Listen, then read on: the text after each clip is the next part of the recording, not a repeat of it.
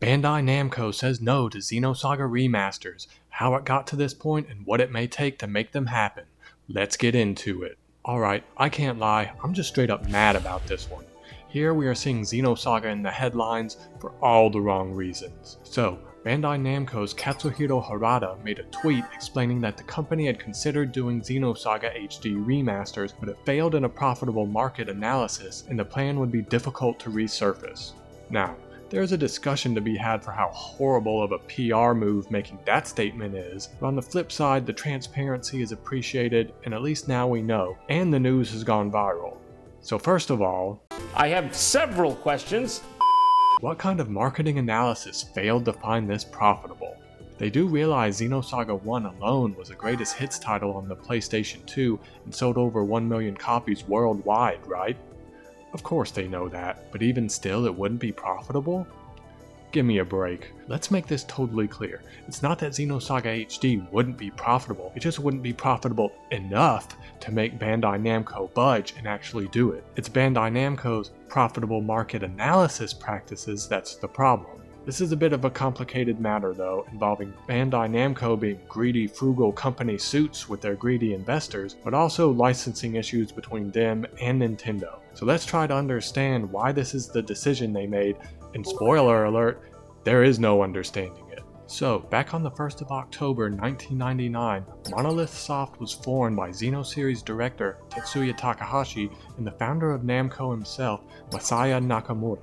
The studio's first project was Xenosaga Episode 1 for the PS2, with the agreement being that Monolith would develop the series, while Namco would publish and own the Xenosaga property and license. Fast forward to 2007, and Nintendo buys Monolith Soft from Bandai Namco after successful collaborations on the GameCube exclusive Baten Kaido series. Unfortunately, when Nintendo took over Monolith, Xenosaga got left behind at Bandai Namco.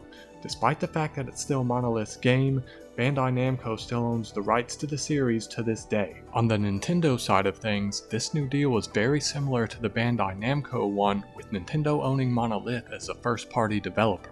So, problem number one is licensing. The old Xenosaga licensing from Bandai Namco and now Monolith's publishing and licensing deal with Nintendo. If we were to ever get Xenosaga HD remasters, these licensing issues would have to be worked around. The other thing Harada-san tweeted was that he was still talking to a Monolith team after a long time, meaning there were discussions between Bandai Namco and Monolith regarding Xenosaga HD. Also probably why Harada and Takahashi were interviewed together earlier in 2019. I don't think Bandai Namco wanted to sidestep Monolith about Xenosaga remasters and do them internally themselves if they weren't legally obligated to, since it was still developed by Monolith.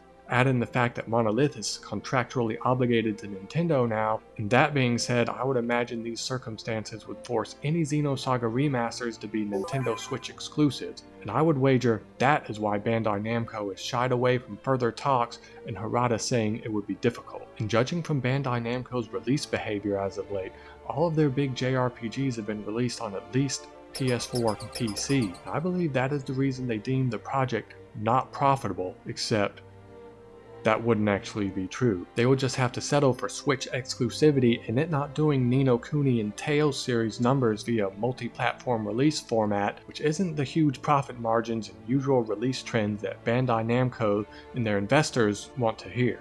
So on top of Bandai Namco being greedy about it, it's also likely a bit of a licensing nightmare. Yikes. I think Xenosaga HD being a Switch exclusive would certainly still be profitable, and at least it would release in some capacity. Saying Xenosaga HD wouldn't be profitable sounds like a PR stunt to me. Wouldn't all these new Xenoblade fans be interested in the previous games and the history of the series? Who in their right mind thinks porting a classic JRPG to Switch is a bad idea after all the port begging we always hear about? And it would likely sell the most copies on Switch anyway, since that's where the Xeno series lives these days. Xenoblade 2 just sold 1.7 million copies. There are Xenosaga characters in the game, and these are remasters, one of the least risky investments for developers. Companies aren't going under because they greenlit a risky remaster. Bandai Namco? What on earth are you doing? Nintendo and Monolith have already dunked the ball for you, but they wouldn't be profitable, you say.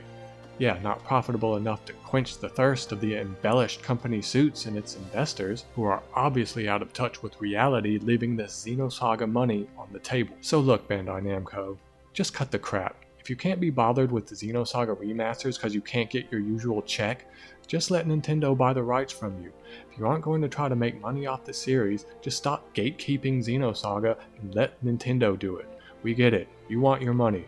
Cool, and don't get me wrong, I like Bandai Namco as a developer a lot actually, but their management has been crap since they merged with Bandai, and there is a long history of missteps from them since they merged, including being the sole reason Monolith wanted away, Hideo Baba quitting the company, and lots of collector edition shenanigans.